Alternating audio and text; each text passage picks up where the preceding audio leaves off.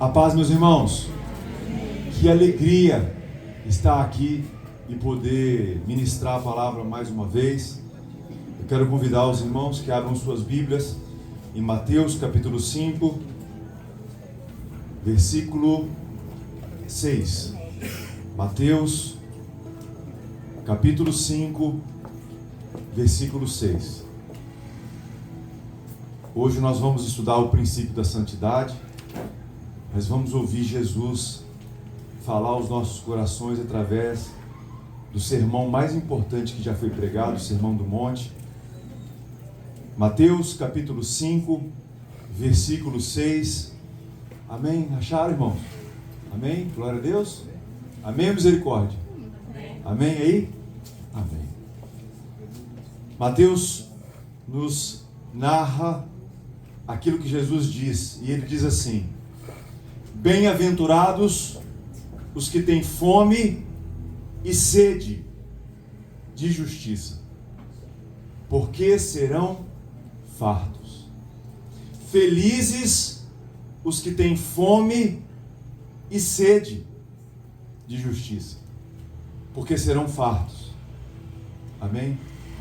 Pai, nós louvamos o Teu nome, engrandecemos o Teu nome, porque o Teu Filho veio até nós, o Senhor enviou o Teu Filho, para que nenhum de nós pudesse ficar na ignorância, ao contrário, que nós pudéssemos ter vida, e vida em abundância. O Teu Filho é o caminho, e ao mesmo tempo o Teu Filho é a porta. Ah, Senhor, nós Te bendizemos, nós Te exaltamos, e clamamos que a Tua palavra, hoje à noite, ela tem um lugar especial nos nossos corações, a ponto de que a Tua palavra cumpra com o propósito dela, que é nos exortar, nos animar, nos chamar à responsabilidade, nos ensinar o caminho que o Senhor tem para cada um de nós.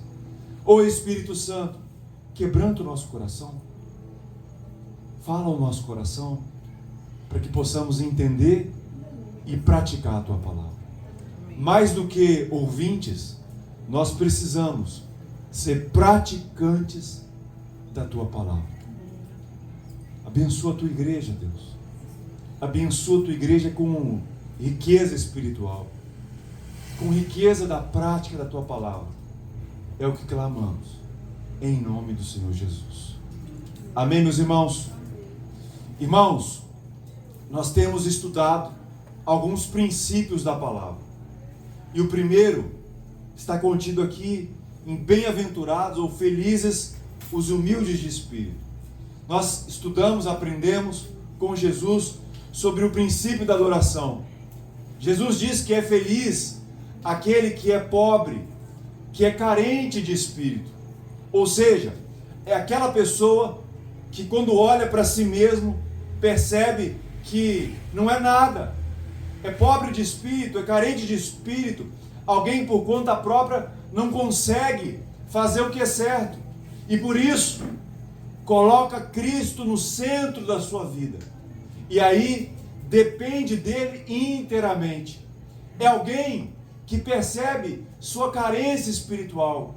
E por isso, não se ufana, não pensa sobre si além do que se é. É alguém que percebe que precisa que Deus, que o Pai, o Filho, o Espírito Santo seja adorado em todas as coisas. Por isso, é o princípio da oração. Depois vimos o princípio do serviço. Jesus fala: felizes são aqueles que choram, porque serão consolados. Sabe, irmãos, mais do que alguém que tem a sensibilidade aguçada, mais do que alguém que é emotivo, feliz o que chora, porque é alguém que é sensível aos seus próprios pecados. Feliz é quem chora, é porque ele é quebrantado, ele é contrito, e ele, sabendo quem é, alguém que precisa da graça de Deus, se coloca para servir o próximo. Sabendo quem eu sou, sabendo que eu preciso da graça de Deus, eu me coloco para servir ao próximo. E é alguém que chora por seus pecados, e entende que, já que eu não sou bom, já que eu não sou boa, eu posso aceitar o meu próximo e assim servir ao próximo. Em terceiro lugar, nós escutamos Jesus falar que é feliz quem é manso, porque vai herdar a terra. Sabe, irmãos, esse princípio nós chamamos de princípio da administração. Por quê? Porque mansidão não é você ser um emplasto, não é você alguém que luta por causas. Ser manso é alguém que se submete ao controle exclusivo de Deus e se entrega a Ele, entrega tudo a Ele. Eu lembro que eu falei com os irmãos que a gente descobre quando um cachorro é manso, quando alguém pode mexer no osso, quando alguém pode mexer na comida dele. Esse cachorro é manso. Da mesma forma, manso não é alguém que sempre tem aquele tomzinho de voz, como se politicamente correto são só aquelas pessoas que são contidas, são as pessoas que não se iram. Contrário, manso é aquele que entrega a Jesus todos os seus bens e todos os seus sentimentos, e por isso ele, na sua mansidão, ele consegue entender que, já que tudo é de Deus, nada é meu, ele pode tocar em todas as coisas e todas as áreas da minha vida. Eu administro minha vida e as minhas coisas de acordo com a vontade de Deus. Hoje nós estamos diante de um outro princípio, o quarto princípio no Sermão do Monte, os princípios da santidade. Jesus, em sua palavra, ele deixa bem claro, e as Escrituras em geral deixam claro a nossa condição espiritual ao nascermos. Nós nascemos em pecado. Nós nascemos de forma resultante do pecado original lá do início. E esse pecado atingiu a natureza, atingiu os planos que haviam ali no Éden, mas esse pecado principalmente atingiu quem nós somos. A morte entrou no mundo e fez separação entre nós e Deus. A nossa desobediência fez com que nos afastássemos de Deus. Já disse aqui outras vezes, não é Deus que se afasta do ser humano, somos nós que, nas nossas mazelas, nas nossas esquisitices, nas nossas manias, que são influenciadas por esse DNA terrível do pecado, nós damos um passo atrás, nós nos afastamos de Deus, porque Deus é luz, e muitas vezes as trevas que outrora nos dominavam, nós não queremos contato com Deus, e aí nos afastamos. Hoje nós nos deparamos com Jesus dizendo que é feliz quem tem fome e sede de justiça. E aí, a princípio, nós precisamos entender o que é ter fome e sede de justiça. Uma leitura mais superficial das Escrituras, uma leitura marxista das Escrituras, vinculada apenas ao social, vai querer impor a este texto a ideia de que é feliz quem está ávido, tem fome, tem sede de que o mundo seja justo. Irmãos, isto não vai acontecer. Nós precisamos nos conscientizar. Do ponto de vista geral, o mundo é um caso perdido. Por mais que as instâncias da justiça funcionassem da melhor forma possível, a Bíblia diz que a justiça humana aos olhos de Deus, é como trapo de limpar as imundícias que as mulheres tinham mensalmente. Então a Bíblia é muito clara que a nossa justiça, o nosso conceito de justiça, é muito vinculado àquilo que as escolas tentaram nos ensinar. Os nossos professores esquerdistas muitas vezes tentaram nos ensinar que justiça é todos terem a mesma coisa. Isso não é verdade, irmãos. Irmãos, as pessoas têm níveis de entrega a projetos de forma diferente. Existem pessoas que são mais vocacionadas a alguns projetos e outros querem viver a sua vida como bem lhes parece. A figura do bom vivant. Talvez você já tenha visto na televisão um herdeiro de fortuna chamado Chiquinho Scarpa. O Chiquinho Scarpa, ele era famoso porque ele dizia que ele se alegrava pelo fato de nunca ter tido que trabalhar. E ele já velho, ele nunca trabalhou, mas ele usufruía de uma herança que seu pai tinha deixado para ele. Irmãos, muitos de nós pensamos que justiça é que todos tenham a mesma coisa, mas o conceito de justiça é dar ao outro o que lhe é devido. Dar ao outro o que lhe é devido. É impossível que alguém que acorde todo dia ao nascer do sol e se esmere nos seus afazeres tenha o mesmo resultado daqueles como o Chiquinho Scarpa, que se alegra por nunca ter pegado no pesado. Sabe, irmãos, nós somos muito contaminados com a ideia de que aqui na terra seria possível viver o que viveremos, sim, no céu, quando Jesus voltar e estabelecesse o seu reino. O próprio Jesus disse que teria entre nós os pobres, fruto de uma série de fatores, da injustiça que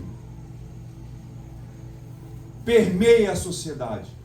E quando falamos de injustiça, eu não estou dizendo de uns terem mais e outros terem menos, mas essa injustiça da ganância, essa injustiça de que muitos que deveriam ter aquilo que lhe é devido, não têm.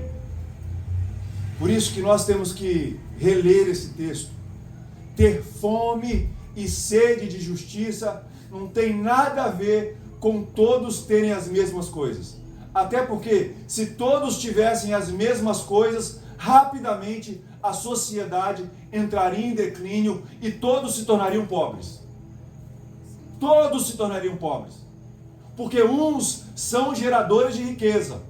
Uns têm coragem de colocar os seus poucos recursos numa empreitada chamada abrir uma empresa e dar emprego aos outros. Outros nunca quiseram guardar, nunca quiseram economizar. E de fato, não é possível que se todo o recurso fosse dado igualmente a todos, uns com certeza daqui a pouco estariam ricos novamente e outros estariam pobres novamente. Aqui, irmãos, fome e sede de justiça é algo que tem a ver não com algo fora de mim. Ah, eu queria tanto que o mundo fosse mais justo. Não é isso. Jesus, na época, vivia num tempo em que o Império Romano dominava. Jesus vivia num tempo em que o Império Romano, ele oprimia. O que Jesus quer dizer é que eu preciso olhar para mim mesmo. Eu preciso olhar para mim mesmo e não aos outros. Parênteses. Irmãos, muitos de nós ouvimos uma pregação da palavra com uma pá na mão. E aí ouvimos a palavra de Deus nos chamando à responsabilidade e pensamos assim: olha, isso era para aquele meu irmão que não está aqui, isso é para aquela pessoa que devia estar aqui, mas que pena, para o meu marido, para minha esposa, para meus filhos. Então, com a pá, ouvimos a mensagem e sempre queremos julgar para o outro. Já outros ouvem a mensagem bíblica com uma enxada.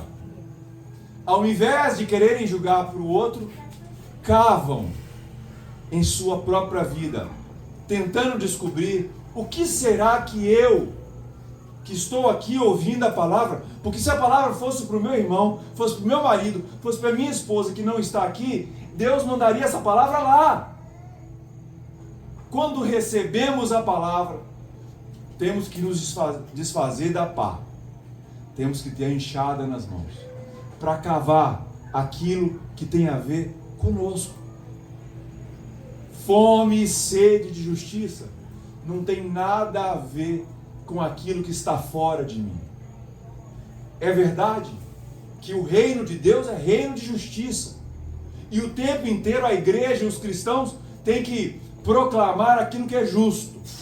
Mas é um engano achar que vamos viver num mundo governado por homens e mulheres que têm seus interesses escusos, que vamos viver plenitude de justiça.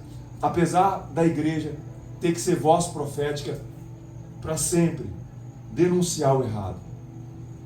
Ter fome e sede de justiça não se refere a ter fome e sede daquilo que os outros têm que fazer. Ter fome e sede de justiça tem a ver com aquilo que eu tenho que fazer. Eu tenho que ser. Porque os outros, irmãos, é muito fácil dar sermão aos outros. É muito fácil dizer como que a sociedade A ou B devia ser. É muito fácil colocar regra para os outros. Mas nós somos chamados pelo Evangelho de Jesus, pela boa notícia de Jesus, a descobrir que feliz é aquela pessoa que tem fome e sede de justiça para si mesmo.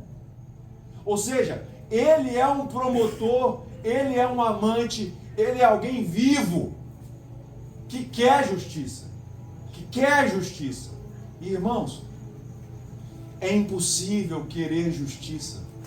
É impossível querer justiça para os outros. Querer justiça para mim mesmo. Se eu não entender que o caminho da santidade é o caminho que vai nos levar à justiça de Deus. Irmãos, a Bíblia diz que Deus é bom. Amém. A Bíblia diz que Deus, Ele é luz. E quando pensamos de Deus ser bom, nós não devemos pensar apenas no fato de Ele dar coisas boas, como um pai que ama os filhos e dá boas dádivas. Nós temos que pensar que Deus é a essência do bem. Deus é a origem daquilo que é bom, daquilo que é correto, daquilo que é certo. E Ele espera que os seus filhos, eles caminhem nesse mesmo caminho, que eles andem por essa mesma vereda, daquilo que é certo. Da mesma forma que Deus é justo e nele não há injustiça, feliz é a pessoa que se parece com Deus, com o Pai, com o Filho, com o Espírito Santo, e ele tem fome e sede de santidade. Porque é um engano, irmãos, queremos que a justiça seja feita neste mundo e nós, em contato com a palavra de Deus, nós mesmos não nos enquadramos naquilo que é correto, naquilo que é certo. E aí nós precisamos entender o que é santidade, o que é ser santo. Em primeiro lugar, quero dizer que ser santo não é ou não significa ser alguém que morreu e era uma pessoa boa e essa pessoa que morreu está lá junto de Deus e está intercedendo por nós. A Bíblia diz que os santos estão diante do trono de Deus clamando por justiça, diz Apocalipse. Quando acabar essa série de pregações do Sermão do Monte, vou, se Deus permitir, começar a pregar o Apocalipse. Sabe, irmãos, a multidão dos santos clama diante do trono de Deus por justiça. Aqueles que foram mortos, massacrados por serem cristãos. Sabe, essa cultura católica de que pessoas boas, escolhidas por Deus, agora morreram e estão lá para interceder por nós. Não, a Bíblia diz que o Espírito Santo que faz isso. É o Espírito Santo que intercede por nós. Também não significa ser santo alguém que, por exemplo, viveu recluso num mosteiro, numa caverna, separado do mundo, separado das pessoas, porque não queria se contaminar. Diz a história que aquele chamado Santo Antônio, ele ficou 37 anos vivendo num mosteiro, não encontrava com ninguém para se afastar do pecado, e ao sair do mosteiro, denunciou e falou claramente: o pecado não estava fora, o pecado estava inside, o pecado estava dentro de mim. Perdi 37 anos da minha vida tentando lutar contra o pecado que eu pensava vir da sociedade, mas que está dentro de mim. Também não significa ser santo alguém que se autoflagelou, que se impõe uma série de autopunições, porque quer machucar a carne, para que pelo sofrimento o pecado seja afastado.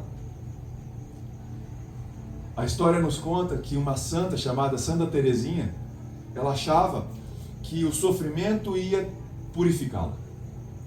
E ela tinha vermes na cabeça. E quando um verme caía da cabeça de ela, ela pegava o verme e colocava de volta. Continua o seu trabalho, anjinho. Ser santo não é alguém que se autoflagela para que se aproxime mais de Deus. A Bíblia fala de duas palavras do Antigo e do Novo Testamento para santo: Kadosh, que é em hebraico, e Hagios, que é em grego. E essas duas palavras, elas têm um significado idêntico. O que é algo santo? Santo é algo separado para uso especial. É algo separado para uso sagrado. Então, quem são os santos? O apóstolo Paulo, quando vai se referir aos membros das igrejas que ele mandava as cartas, ele falava: graça e paz, irmãos, os santos que habitam na cidade de Éfeso, os santos que habitam em Corinto, os santos que habitam em Tessalônica. Santos são homens e mulheres que entregaram suas vidas a Jesus, se arrependeram dos seus pecados e percebem que agora, outrora, eram escravos do pecado, escravos do inimigo, do diabo, um senhor terrível chamado diabo, o adversário. Viviam no pecado, mas agora, quando encontraram a luz de Deus, são pessoas que entenderam que só Jesus é o caminho, a verdade e a vida. Santos são todos aqueles que se entregaram e foram resgatados, foram eleitos pelo Senhor para agora terem um uso especial. Outrora, irmãos, nós estávamos sob o controle do inimigo terrível, do pecado, do diabo. Nossos corpos, nossos pensamentos, nossa boca, nossa fala, ela era controlada pelo diabo, que era o nosso pai. Mas agora, depois que nascemos de novo, a Bíblia diz que nós ressurgimos. Nós, como Jesus conversando com Nicodemos, como podemos Como é que eu posso fazer? Você tem que nascer de novo. E nascer de novo é um processo de ruptura com o passado e de um novo caminho. Amém. Agora, irmãos, todos nós, os mais tortinhos ou os mais certinhos, se existe alguém que está nessa classe, pessoal, todos nós somos pecadores, mas que agora não somos mais escravos do diabo. Amém. Não somos mais escravos do pecado. Amém. Glória a Deus. Nós agora somos separados para Deus. Amém. E Deus espera que cada um de nós possa viver a vida nesse processo, um processo contínuo de santificação, para que nós agora não sejamos mais usados pelo diabo, mas possamos ser apenas usados por Deus. O apóstolo Pedro diz claramente: vós sois raça eleita, sacerdócio real, nação santa, povo de propriedade exclusiva de Deus, a fim de proclamardes as virtudes daquele que vos chamou das trevas para a sua maravilhosa luz. Amém. Sabe, irmãos, felizes são as pessoas que têm fome e sede da justiça de Deus, da santidade, da obediência ao Rei Jesus. Ser feliz porque tem fome e sede de justiça não tem nada a ver com os outros, tem a ver comigo mesmo. Tem a ver comigo mesmo. São aqueles que querem, com todas as suas forças, estarem separados para o uso exclusivo de Deus, não querendo que o inimigo os use para nada. Agora eu sou de Deus. Agora eu tenho em mim a marca da nova aliança. E o diabo não vai me usar mais. Agora eu sou santo, porque a Bíblia diz que eu sou santo. Mesmo eu não agindo como eu penso que os santos agiriam, a Bíblia diz que eu sou santo. Eu sou uma raça eleita. Eu faço parte de um sacerdócio. Esses dias um irmão veio me perguntar: pastor, me ensina sobre como que nós devemos primiciar na vida dos sacerdotes.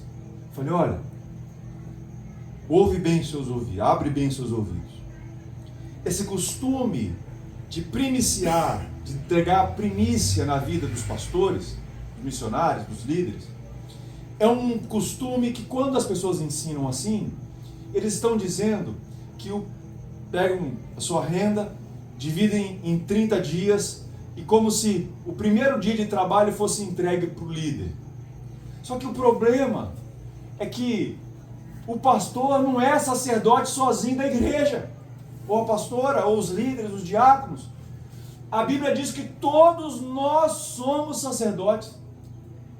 Essa prática de entregar ofertas a sacerdotes tem a ver com a antiga aliança, em que os levitas, eles não tinham propriedade de nada, não podiam ter nada, e tudo que eles tinham era a porção do Senhor.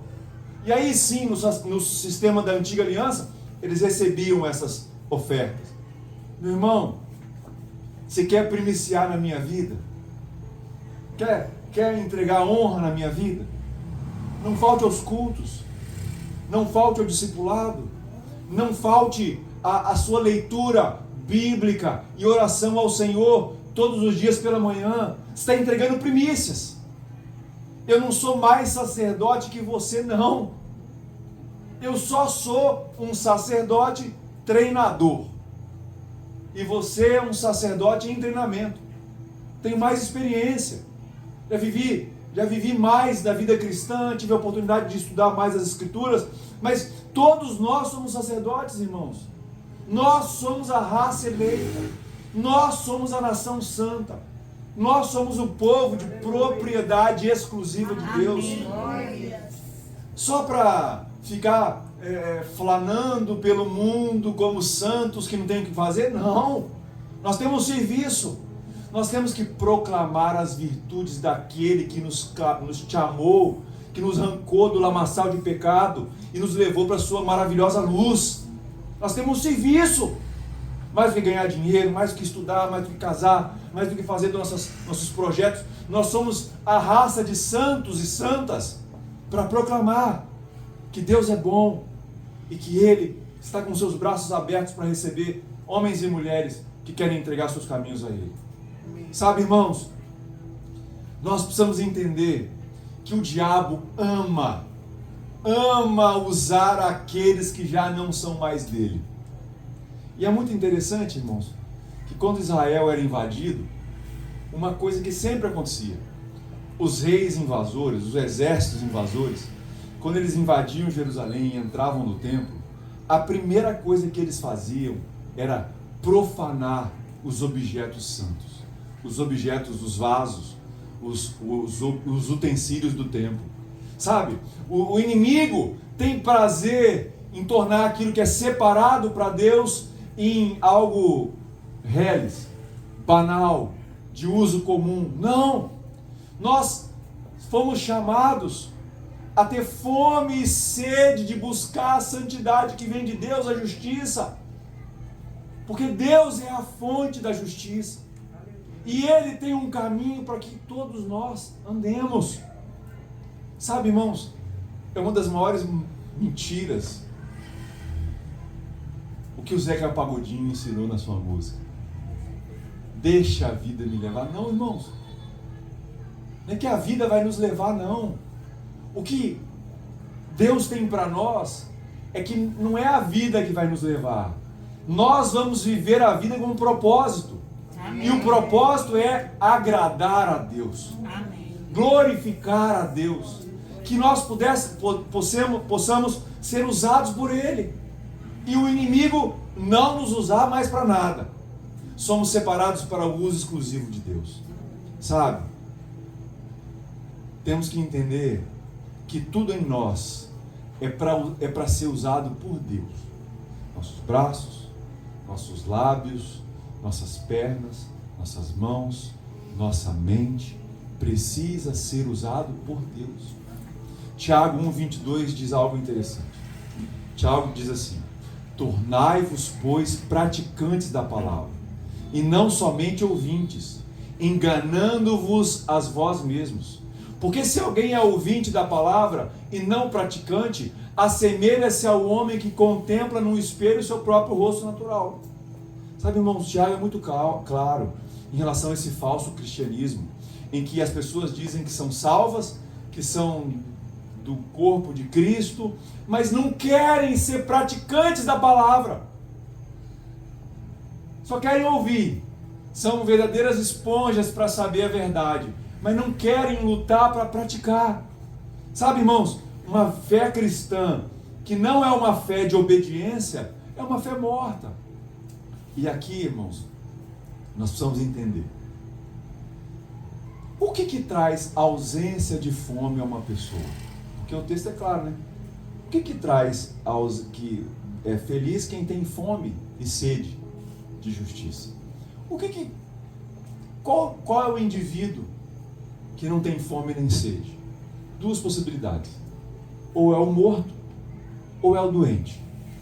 Talvez você já tenha passado por fases assim, em que você está doente e não tem fome, não tem sede. Seu corpo está tão doente que você só quer ficar deitado. Da mesma forma, você já foi a um velório, e no velório aqui na Bahia, eu me lembro muito bem do velório do irmão Hélio.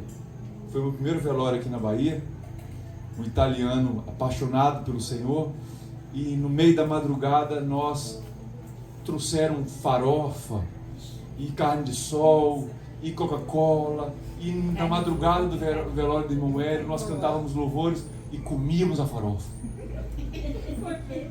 E o irmão Hélio lá, deitado no caixão, não comeu, não bebeu, em um momento nenhum levantou e falou assim: eu estou com sede, me dá minha última coquinha, me dá meu último suquinho. Não, estava morto. Só mortos e doentes não têm fome nem sede. Uma coisa nós temos que saber: a Bíblia diz claramente que cada um de nós nasceu nesse mundo. Meu dia foi dia 31 de março de 1977. No dia 31 de março, lá na cidade mineira de Além Paraíba, nasceu um pecador morto em seus pecados. Efésios 2:1 diz: Ele nos deu vida, estando vós mortos em vossos delitos e pecados. Então a Bíblia é muito clara. Nós nascemos nesse mundo já mortos espiritualmente. Nós não compreendemos.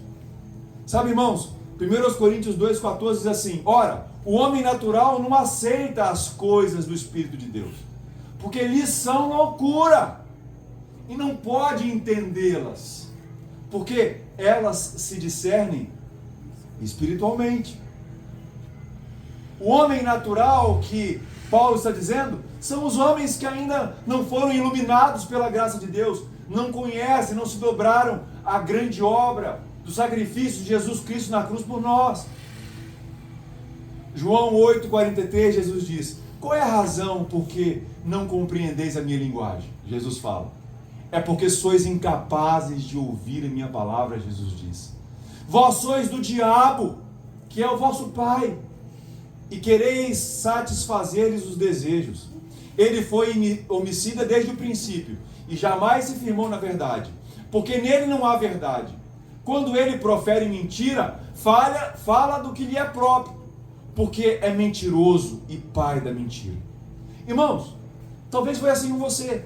Alguém te deu uma Bíblia antes de você se entregar a Jesus. E você, quando abria a Bíblia era como aquilo que nós recebíamos há muitos anos atrás. Catálogo telefone. Você lembra quando você recebia o catálogo telefone? Na minha cidade vinha o catálogo telefônico da cidade de Além Paraíba, Cataguases, Leopoldina e uma outra cidade ali da região. E no catálogo telefônico tinha o número de telefone de todas as pessoas. E as empresas também. As páginas amarelas no catálogo. Olha, a gente só abria o catálogo para tentar achar o número de alguém. O número de uma empresa. Ninguém abria o catálogo para ficar lá meditando nas palavras do catálogo. É assim a reação de quem abre a Bíblia e não nasceu de novo. A Bíblia é um amontoado de regras, é um amontoado de histórias que não fazem o mínimo sentido. A Bíblia é um alimento que tem um gosto péssimo para quem não nasceu de novo. Mas, para quem nasce de novo, a Bíblia é um livro de amor. É um livro de ensino, é um livro de carinho, é um livro de cuidado. É como por exemplo, quando eu e a pastora Patrícia namorávamos no seminário e nós éramos proibidos de namorar, Jeff. No primeiro semestre não podia ter amizade exclusiva. O rapaz e a moça não podiam ficar conversando demais um com o outro. E nós trocávamos bilhetinhos amorosos. Trocávamos bilhetinhos: você está linda. E a gente ia guardando esses bilhetinhos. E eu, na minha Bíblia, escondia os bilhetinhos, as cartinhas. E nas aulas passávamos um olhando para o outro, assim. Ela era um ano mais velha que eu era calouro dela. E nós, e os outros, os da lei, ficavam lá: deixa eu ver, não pode.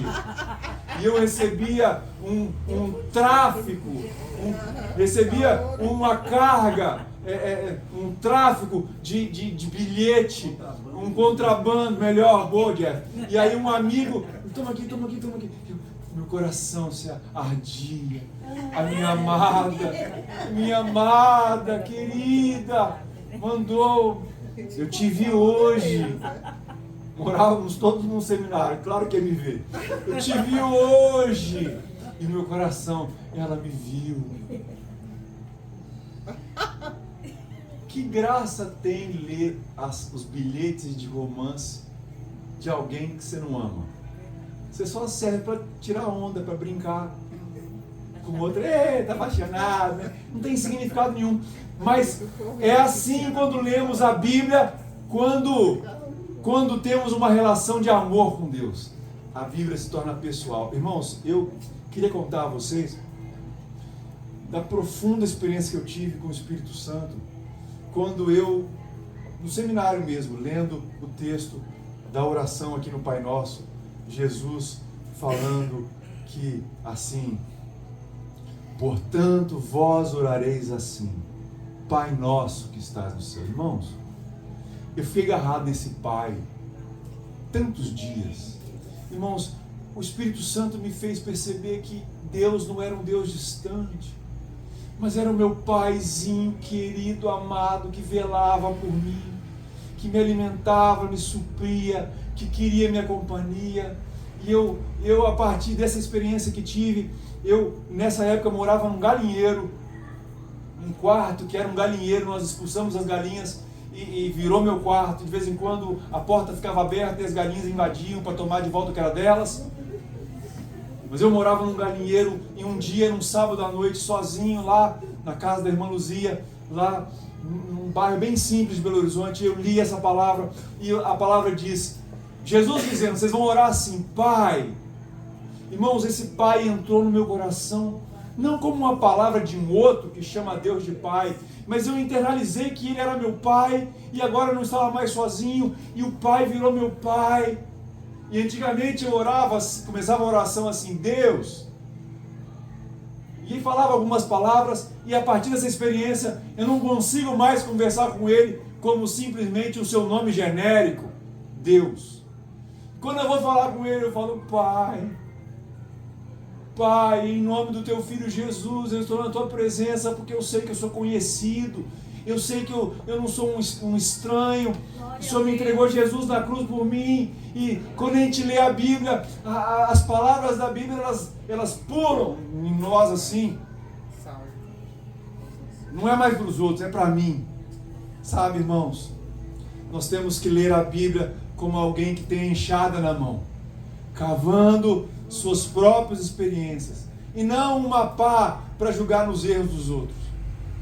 Eu posso melhorar. Eu posso, diante da palavra de Deus, ser santo. Amém. João capítulo 14, versículo 21, Jesus assim, olha, aquele que tem os meus mandamentos e os guarda, esse é o que me ama. Aleluia. A gente tem essa ideia de que amar a Deus é só sentimento, né? É só sentir. Claro que tem essa questão amorosa, sentimental, esse chamego. Jesus chamando o Pai de não só Pai, de Papai, de Abba Pai, Papito. Mas Jesus diz, aquele que tem os meus mandamentos e os guarda, esse é o que me ama. E aquele que me ama será amado por meu Pai. E eu também o amarei e me manifestarei a Ele. Glória a Deus. Aleluia. Sabe, irmãos, amar ao Pai, amar a Jesus e ser amado por eles tem a ver com guardar os mandamentos, querer ser santo, querer andar na presença de Deus, não desagradá-lo. Sabe, irmãos, só quem tem fome e sede de agradar a Deus tem fome de justiça, daquilo que é certo, de santidade. E quem viola esse mandamento? É quem está morto ou quem está doente. O morto, que não despertou, ainda não foi desperto pelo Espírito Santo, ele é morto dos seus pecados. Mas no nosso caso, irmãos, nem tão sério é o morto, porque o morto tem que receber a palavra, tem que receber o Evangelho, e claro, temos que orar para ele entender. O problema é o doente, que não tem mais fome e sede de querer agradar a Deus, não tem mais fome nem sede de querer amar a Deus, não quer mais ser santo, não quer ser santa, não importa mais, é aquele que só ouve e não pratica a palavra. Como se viola? Quais são as consequências de não tomar a palavra de Deus para obedecer, para ser santo? Em primeiro lugar, é estagnação espiritual. É alguém que se torna um bebê espiritual por um longo período.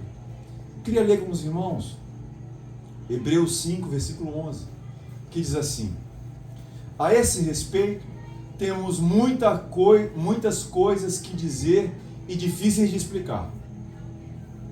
Porquanto vos tendes tornado tardios em ouvir. Pois com efeito, quando devíeis ser mestres, atendendo ao tempo decorrido, tendes novamente necessidade de que alguém vos ensine de novo quais são os princípios elementares dos oráculos de Deus. Assim, vos tornastes como necessitados de leite e não de alimento sólido. Ora, todo aquele que se alimenta de leite é inexperiente na palavra da justiça, porque é criança. Mas o alimento sólido é para os adultos, para aqueles que pela prática têm as suas faculdades exercitadas para discernir não somente o bem, mas também o mal. O escritor de Hebreus aqui fala claramente que tem umas coisas difíceis para explicar, mas que não tem como explicar, porque depois de tanto tempo que essas pessoas já estão em Cristo, ele queria poder ensinar coisas sólidas, coisas mais difíceis, mas de novo é necessário que alguém vos ensine de novo os princípios elementares de Deus, dos oráculos de Deus. Ou seja, são pessoas que não saem do leite, não comem alimento sólido, são inexperientes na palavra da justiça, não conseguem discernir aquilo que é bom e mal. Estagnação da vida espiritual. Crianças precisam de leite, não sabem o que é bom e mal. Eu me lembrei de um pastor que eu tive, que foi missionário no Piauí, e ele conta que uma vez, nos rincões do Piauí, lá para dentro, ficou hospedado na missão, num quarto que não tinha janelas. E sua esposa com seu filho de 6 meses de idade, no meio da noite, tentando trocar o filho, percebeu talvez pelo cheiro, que o cheiro não estava tão bom, foi trocar a criança no escuro. E percebeu que a criança estava chupando algo. E a criança não tinha bico, não tinha chupeta, nada. Correu e foi pegar um lampião. Há muitos anos atrás, foi pegar um lampião. Percebeu horrorizado que a criança estava chupando um rato. Estava lá agarrado com um rato. Pegaram essa criança, deram um banho de água sanitária nela. Mas a criança estava lá, agarrada num rato. Sabe, irmãos, a estagnação da vida espiritual é o que o apóstolo Paulo diz, que são pessoas que estão só tomando leite, que não crescem na vida espiritual, que não conseguem discernir o que é bom do mal. E aí, em vez de pegar um doce, de pegar uma chupeta, pegou um rato. E o rato lá, vivo.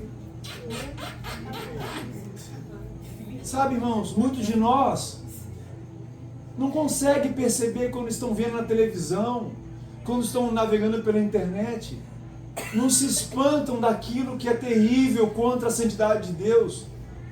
E essa doença do pecado vindo para dentro de cada um de nós, pelos olhos, pelos ouvidos, as pessoas não percebem que isso vai gerar uma doença espiritual terrível, pela incapacidade de escolher o que é bom e o que é mal.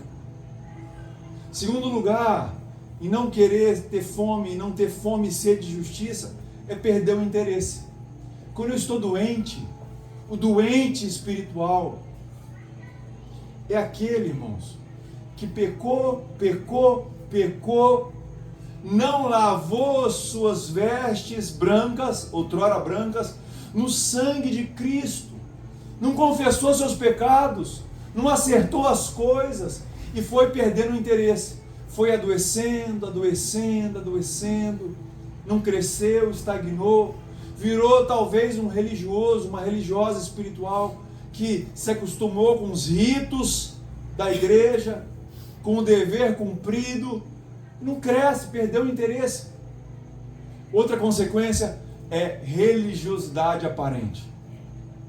sem vida com Deus, sem oração, sem conversas espirituais. Sabe, eu queria falar para os homens, não tem problema nós conversarmos sobre qualquer coisa. Nós precisamos atentar quando as nossas conversas, elas não têm nenhum cunho espiritual. Só conversamos do Botafogo, só conversamos das coisas desse mundo, e não conversamos sobre as coisas que têm a ver com Deus. Resultado de perda de interesse e religiosidade. Sabe, irmãos, quais são os resultados da vivência de querer viver uma vida de santidade? O texto diz, Jesus fala, bem-aventurados os que têm fome e sede de justiça, porque serão fartos. Ou seja, quem busca ser santo, quem luta para ser santo, quando diante de um pecado se aproxima de Deus e pede perdão, confessa seus pecados, lava suas vestes brancas, que estão manchadas pelo pecado, no sangue carmesim, e pede perdão a Deus e de volta, prossegue o caminho e luta contra o pecado, vão ser santas, vão melhorar. Sabe, irmãos, nós temos que entender que a santidade nunca é pela força. Santidade é pela graça.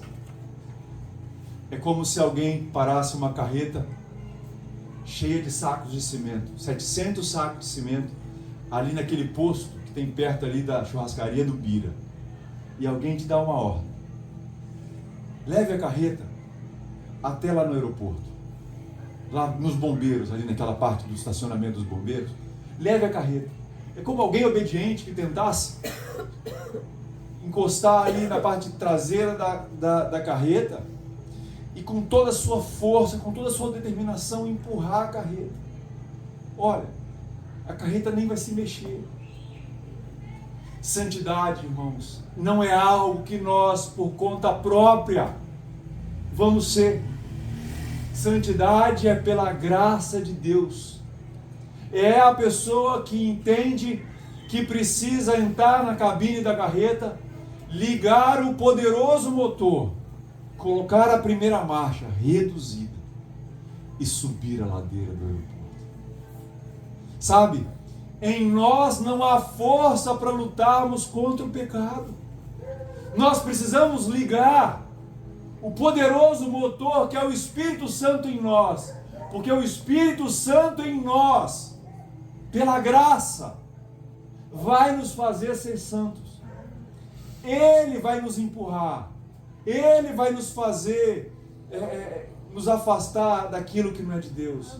E muitos ficam cansados, desanimados, porque não, agora eu não peco mais, eu vou lutar, não vou pecar mais.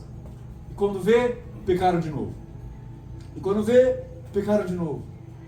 Sabe, irmãos, lutar contra o pecado não é algo que a força física, a determinação, a vontade, a força de vontade vai fazer acontecer. Não! A santificação é pela graça. É algo que vem de Deus e vem sobre nós. Por isso, nós não devemos andar desanimados ou cansados. O motor precisa ser ligado. Vencer o pecado e obedecer. Irmãos, quero concluir a palavra dizendo que a Bíblia é muito clara. Quando Jesus fala assim, olha, quem pareceu a vós que foi justificado diante de Deus?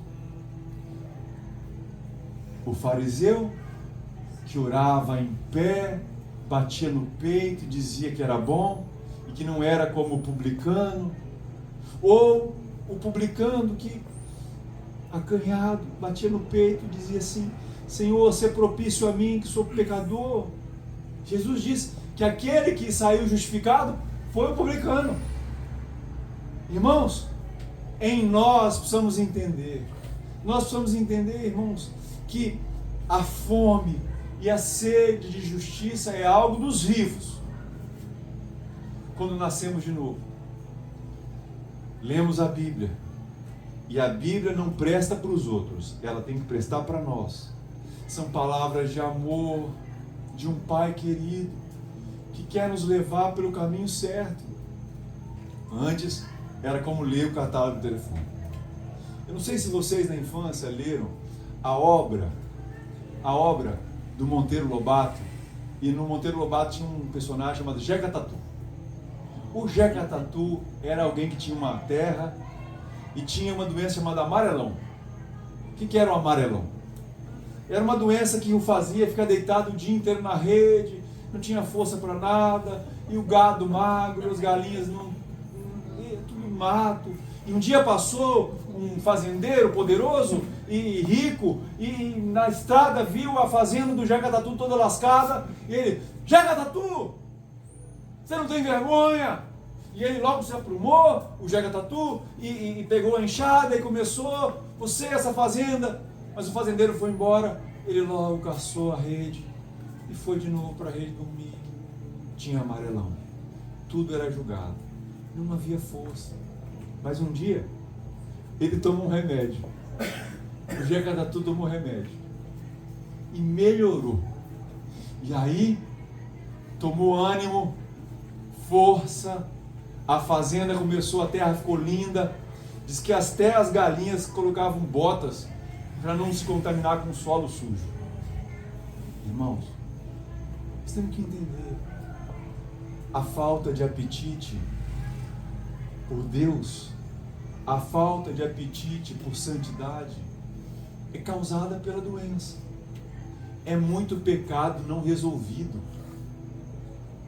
E aí estamos dominados pelo amarelão do pecado. Estamos aqui, cansados, sobrecarregados. Quero dizer, com todas as palavras, que o sangue de Jesus é o remédio que resolve. A vida de Jesus, os ensinos de Jesus são o biotônico fontora que traz de volta a vitalidade.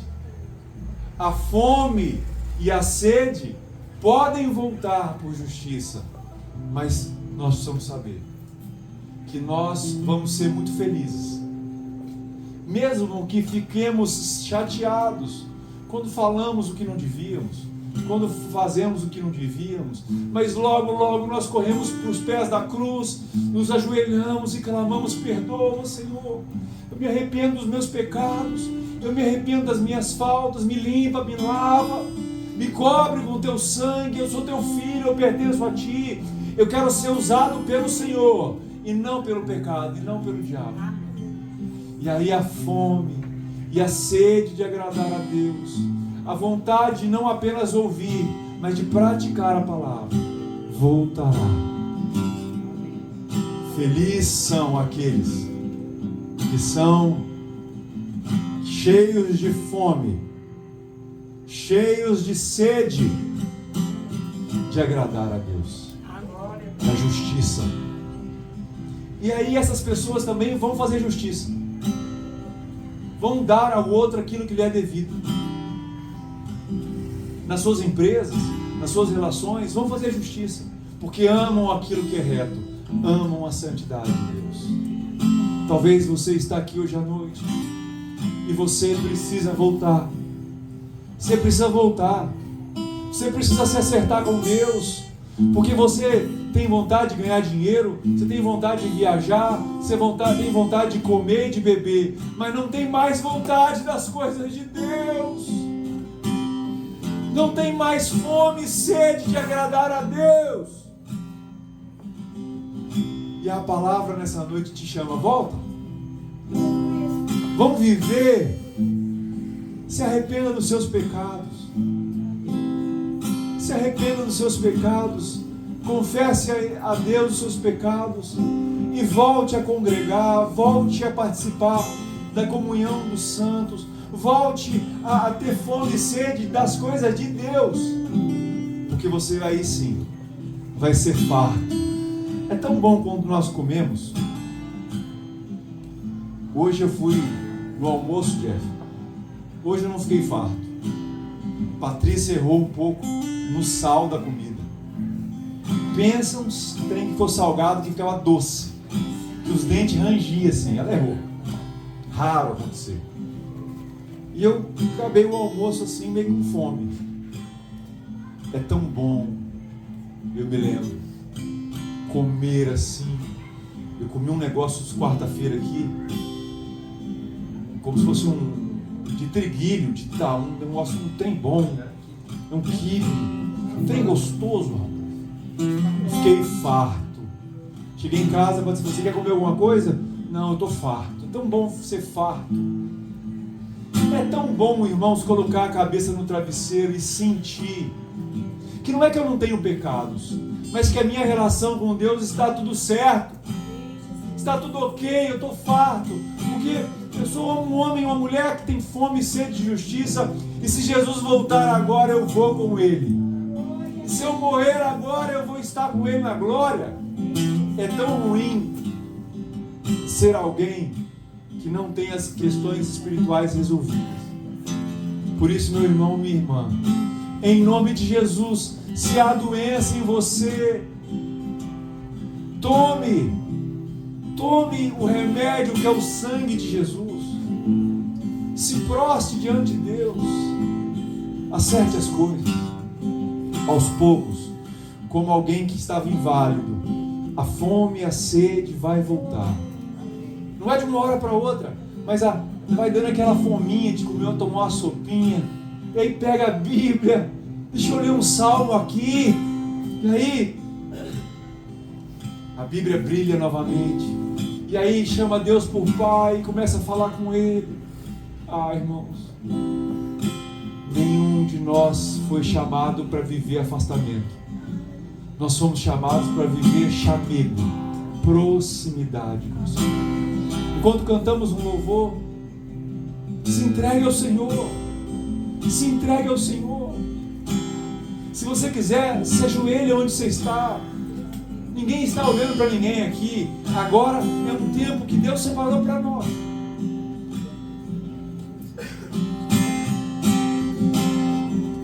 Merecida vida, de graça recebi, por sua cruz, da morte me livrou, trouxe minha vida. Eu estava condenado, mas agora pela cruz eu fui reconciliado.